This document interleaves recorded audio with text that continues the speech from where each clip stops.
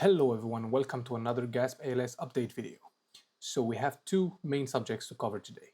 We're going to talk about first-person rendering and we're going to talk about control rigs.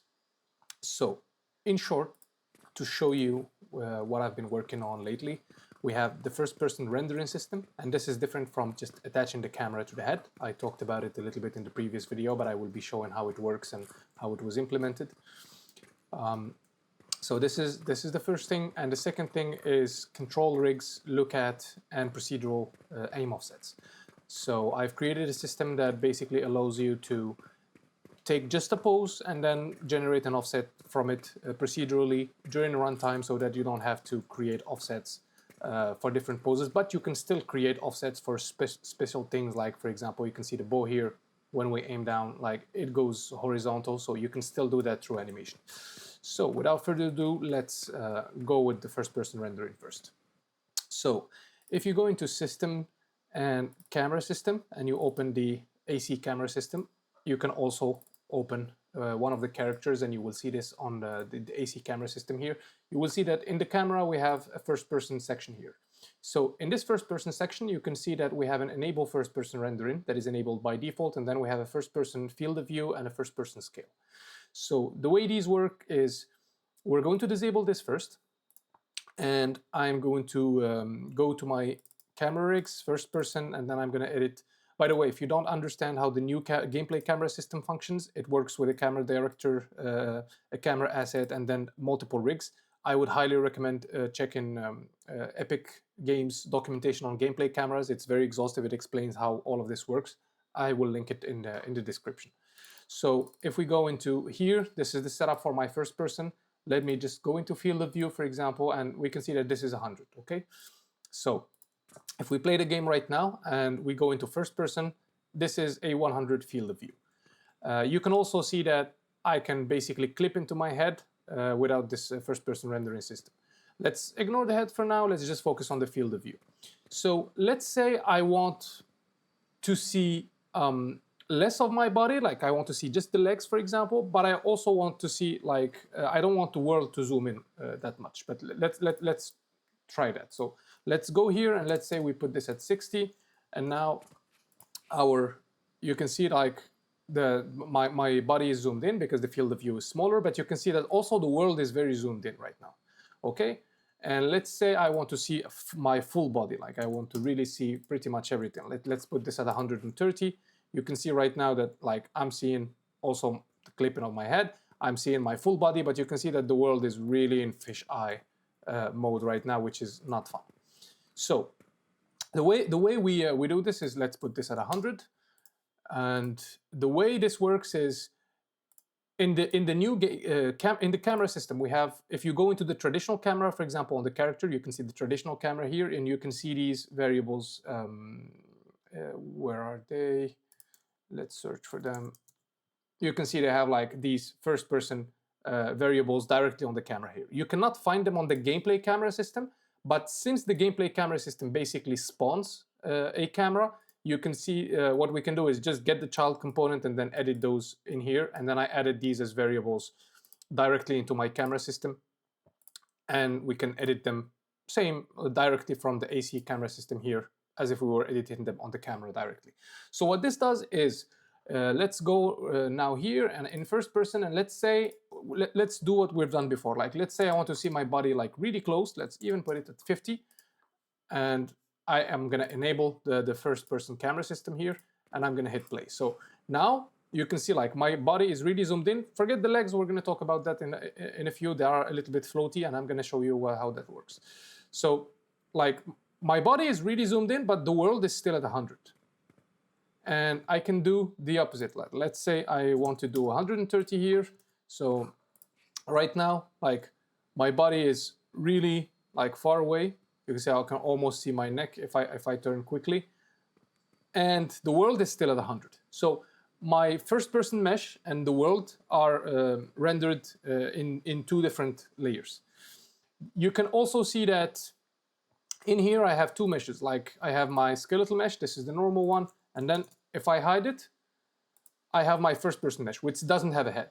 And what first-person rendering does is, whenever we go into First person, like it's gonna basically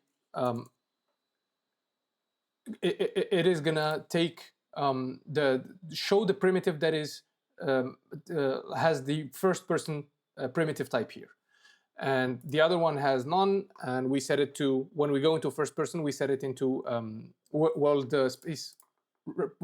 space representation. This basically means that this is the mesh that is used to display the shadows and the reflections, but it's not seen by the camera. And the reason it is at none by default is because this is a game that is both third person and first person. So I set it manually when we go into first person here. So if we go into the AC camera system and we go here, whenever we go to, oh, actually it's not done here. It's done in the first person system here. This component, I will explain it a bit later. And here, whenever the camera perspective is changed, I set that to world space representation, or if we're in third person, I said this is not. I will get to this in a few. So basically what the first person rendering system does is it allows you to display different meshes based on if you are in first person or third person. It allows you to display them at different field of view. And it also allows you to display them at a different scale. And what the scale does is, let me give you a concrete example. So let's go into first person here, and let me take the rifle, and you can see that my rifle is like clipping into the wall here, okay? So if I go here and I take this scale and I turn it to, let's say, 0.3, okay? And I come here, and now my rifle is not clipping anymore. What this is doing is basically, like, it's still clipping slightly. I can turn it into 0.2, but what this is doing is that it is shrinking the size of this item and then bringing it closer to the camera. So it looks the same to the camera, but it's actually like in the real world, it is actually very small. All right. So the first person rendering system is now on the AC camera system. You can enable it basically through here, and then you can enter a field of view, and then you can enter the escape. So let's do something here. Like, let's put the 70 field of view, and let me show you something. So you can see that the legs, like, they are connecting to the ground, but they are rendered in a different field of view. So how are they connecting to the ground? Let me show you how that works. So if we go into this and we open the material, we have this output here in the material, which is basically telling me, like, okay, for this material, where should I display it? In first person output or in the world representation output? And what this code here is doing, and I took this from the Epic Games samples, it's basically, as we get closer to the ground, it is displaying in the world space representation so that the ground, the feet stick to the ground. So let's go, for example, here to the camera system. Let's put the field of view at 40, and let's see how this behaves, okay? So you can see the feet, like here, they are very floaty. They don't connect to the ground. The shadows are not connecting properly. Okay, let me just go to the empty map, and it's basically going to show much better here. So if I come here and I set this to 1, which means display in first person rendering, and now I come here, you can see that my feet are very floaty above the ground, like they don't connect, okay? It looks really weird. And if I take this and I plug this here, let's not plug this, but let's just put this at 0, okay? Let's put this as 0. 0 means display this in world space representation. And let me apply first. And you can see that now my mesh is actually completely displaying in normal world space representation. Like, this is as if I was not using the rendering, except the fact that our mesh doesn't have a head, but it still shows in the shadow.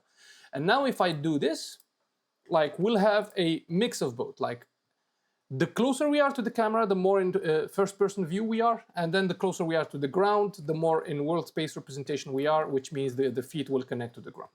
So this is how the first person rendering system works. So to summarize, we have, if we enable it, we have the ability to set a specific field of view and a specific first-person scale for the items or for the meshes that are in first person. And then we have the ability to switch between two meshes, like a first-person mesh, for example, here that doesn't have a head, and then a third-person mesh. And the first-person mesh doesn't have a head just because in the anim blueprint here, for the first person, what I'm doing is I'm copying the mesh from the animation from the main mesh, and then I'm doing a transform bone here that is basically like hiding the head. So if I hide this here, you can see the head is showing. If I go through here, the head is not showing anymore. So there are more stuff here that we'll cover in a few. There's a lot of things to cover today, guys, so bear with me. I've been working really hard on all of this stuff, so I hope you guys will enjoy. So second thing is, we need a way to respond to when the camera changes to update the mesh visibility and stuff. And this is why I created this AC first-person rendering component. And this is a very basic component. Like when the game starts, what it does is it binds to the camera system, and it tells the camera system, okay, whenever the camera perspective changes, like this dispatcher fires, I'm going to update myself. And like when at the beginning of the game, whatever actor this component is attached to is going to get all the child primitives on that actor, and it's going to basically sort them into two tables. Like, are these first-person meshes or are these third-person meshes? And it's doing this because the meshes themselves, they are tagged. So if we go into tag here, you can see that this has a tag third person and this has a tag first person. And this is the same thing for the equipment actors as well. So if we go into the rifle, you can see it has the AC first person component, and it has the meshes with third person tag and first person tag. This is also important in weapons, for example, because maybe the first person weapon is much more detailed than the third person one, because it's going to be closer to the camera and it's going to be animated better. So we want to have separate meshes here so that we only display the one that, if we're in third person, we don't use that high detailed mesh and we can hide it. So this actor here is the one that is managing updating the owner, no C, and the primitive type for those the actors that it is attached to. And right now it is attached to all the actors in the game, so all the equipment actors, but it's also attached to the character, because the character has a skeletal mesh and a first-person mesh, and it's also attached to the retargeted characters. So if we go into blueprint and retargeted characters, and Manny, for example, it is the base class. I created the base class for all retargeted characters so that they have the skeletal mesh and the first-person mesh, and this is also attached to the retargeted characters. Okay, so this is necessary to use this first-person rendering system. If you don't want to use the first-person rendering system and you just want in here to just disable that, you don't need that component, and first person is still going to work, but you will have to do some things with the camera so that you can not see the head and that kind of stuff. But I really recommend using this system. Like, this is what basically AAA games are using. All right, so now that we've went over this, what we've also done on the first person here is we have a layering system for first person as well right now. So basically, when we are in first person, we have the ability to have a separate layer, overlay layer, for the first person body, and I will show you how that is done. This is implemented, but I haven't created the first person poses and layers yet, so that will come in the future, but I will just show you how that works. So if we go into our equipment, so equipment system, and let's go into data, for example, and let's go, I think that the rifle, I have an example for it. So you can see that we have a spawned actor here, we have an overlay third-person pose, and we have an overlay first-person pose. So if we go into this first person, we have an ABP first-person pose rifle. Like, let me select this, and then we have like the attached socket for the third person and first person. By the way, the equipment system is also aware of these things, and when we spawn an actor, it is gonna basically find on that actor the meshes that are tagged with first person and third person, and it's going to attach them to their corresponding meshes. I have a to-do here because I need to make this a little bit more generic, but right now it works fine. but it's just in case that if a weapon has multiple static meshes or skeletal meshes under it attached to each other, I need to know like, okay, this is the main mesh that is supposed to be attached, and I will tag that with kind of a main mesh tag or something. But let's not get distracted here. So I go into first person, and now I turn the rifle, and you can see that, okay, first let me remove this so that you can see the difference. All right, so right now, like, I go into first person and I equip my rifle. Okay, this is basically the same thing as my third person. Like, I have my rifle here, I can aim my rifle, and then I have my ready view, and then after a couple seconds I go into my idle mode. But this is okay. This is, some people will enjoy this, but this doesn't look really good in first person because I have to look down. This is true first person, I agree with that, but sometimes it's just a little bit boring to not see the weapon all the time. So what we can do here is, if we go into this equipment rifle here and we equip the first person pose rifle, now we have a separate pose for the first person mesh. Okay, so now, like, I go into my rifle, like this is my third person overlay, and then I go here, and then now I'm seeing my weapon all the time. And what you can see is I have also like a separate aiming one. This is basically going to align with the sights. This is going to be a proper ADS. But you can see that now I have a separate overlay for first person, and my third person mesh. What the other players are seeing, they are still seeing the third person mesh. You can see that in the shadows over there. So this is really cool. So that we can have really broken first-person animations, because in order to have really good-looking first-person animations, usually we break the mesh and we move the clavicles really far away from where they're supposed to be, and we move the head down. And we can do that stuff while the others are still seeing the normal character, and we don't have to try to have poses that work for both first-person and third-person. So this is the extent of the first-person implementation right now. Of course, it comes with stuff like polished detection. So I know that there was an issue where if we were going into the walls, like, it was behaving weirdly. Or like right now, it's not going to behave weird. Everything is working properly. All the overlays. There are still some edge cases.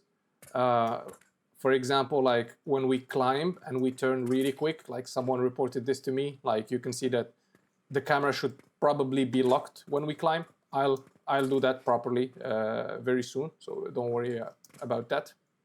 But the rest is really solid, and it's a proper first person and third person implementation. Of course, the camera system still has all the goodies, which means all the different modes, the camera switch, the shoulder switch. So all of that stuff is still here, and it's also linked with the ragdoll. So if we go into ragdoll, we have the ability to switch camera modes, all of that good stuff. All right, cool. So I'm seeing that this was a pretty long video, so I will probably do the control wig in the next one, and it will be coming very soon. See you guys.